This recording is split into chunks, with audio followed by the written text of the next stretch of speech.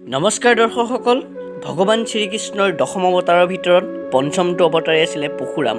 এই পৰশুৰামে নিজৰ মাতৃক শিৰচ্ছেদ কৰিছিল। তাৰ অন্তলত এটা কাহিনী জড়িত হৈ আছে। আহকচোন দৰ্শকসকল, সময় নষ্ট নকৰি আমি ভিডিঅ'টো আৰম্ভ কৰোঁ। প্ৰিয় দৰ্শকসকল, পৰশুৰামৰ পিতৃ যমনগ্নি আৰু মাতৃ ৰেণুকাৰ 5 পুত্ৰৰ ভিতৰত পৰশুৰামেই আছিলে একেবাৰে কনিষ্ঠতম পুত্ৰ। তেওঁ ডাঙৰ পুত্ৰ আছিলে ৰুক্মবাণ, তাৰপিছত কুশেনু, তাৰপিছত বসু, একেবাৰে চতুৰ্থজন আছিলে বিশ্ববসু আৰু একেবাৰে কনিষ্ঠজন আছিলে পৰশুৰাম। এই পৰশুৰামে ভগৱান শিৱৰ পৰা এখন কুঠাৰ লাভ কৰিছিল। তেওঁ প্ৰথমতে নামটো আছিলে ৰাম, কিন্তু ভগৱান শিৱই প্ৰদান কৰা বিশেষ কুঠাৰখন তেওঁ ভাল কামত ব্যৱহাৰ কৰা নাছিল। তাৰ পৰিৱৰ্তে তেওঁ কিছুমান অপকৰ্মত লিপ্ত হোৱাৰ বাবে তেওঁক পৰশুৰাম হিচাপে খ্যাত অৰ্জন কৰিছিল। তেওঁ নিজৰ খঙৰ বাবে বিখ্যাত আছিল।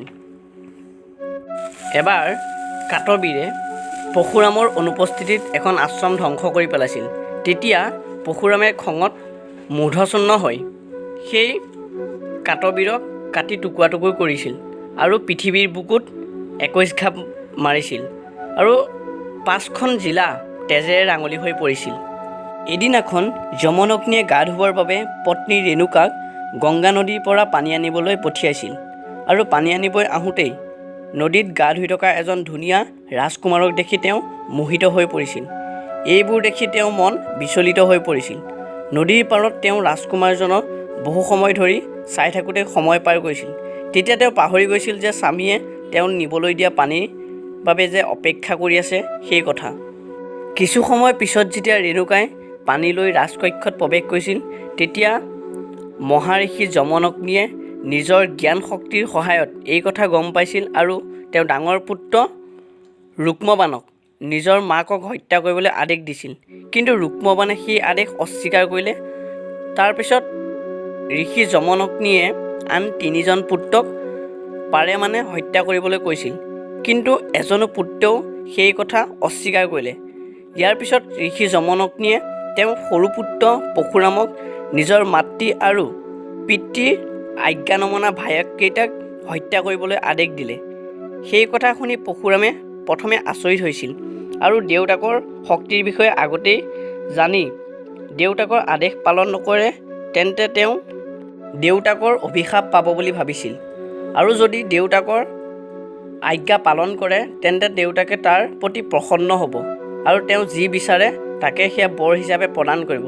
তাৰ পাছত বৰদান হিচাপে পৰশুৰামে নিজৰ মাক আৰু ভায়েকক জীৱিত অৱস্থা কৰিবলৈ সক্ষম হ'ব। সেইবাবে পৰশুৰামে নিজৰ মাক আৰু ককায়েকহঁতক বধ কৰিছিল। পৰশুৰামে সাহস আৰু পিতৃৰ আজ্ঞা পালন কৰা দেখি ঋষি যমনগ্নিয়ে বহুত প্ৰশংসিত হৈছিল আৰু পৰশুৰামক তেওঁ যি বৰ খুজিছিল তাকেই পিছত দিছিল। তাৰ পাছত পৰশুৰামে বৰ হিচাপে নিজৰ মাক ৰেণুকা আৰু ককায়েক কেইটাক পুনৰ জীৱিত কৰিবলৈ সক্ষম হৈছিল আৰু এই কথা বৰ হিচাপে খুজিলে যাতে কোনেও এই কথা গম নাপায়। তাৰ পিছত ঋষি যমনগ্নিয়ে পৰশুৰামৰ সকলো মনোবাঞ্ছা পূৰণ কৰিলে। প্ৰিয় দৰ্শকসকল, ভগৱত গীতা অনুসৰি পৰশুৰামে নিজৰ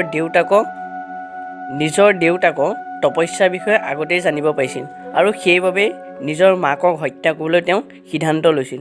পৰশুৰামে পিছত কেনেদৰে মাতৃ হত্যা মহাপাপৰ পৰা মুক্তি লাভ কৰিছিলে আহকচোন জানো আহক।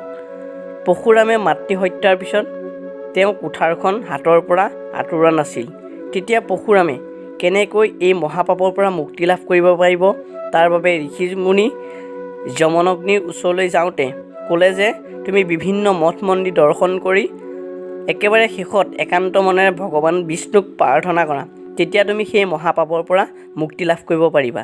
তেতিয়া পৰশুৰামে ভাৰতবৰ্ষৰ সকলো তীৰ্থস্থান এফালৰ পৰা দৰ্শন কৰি একেবাৰে শেষত তেওঁ একান্ত মনেৰে বিষ্ণুক আৰাধনা কৰিলে।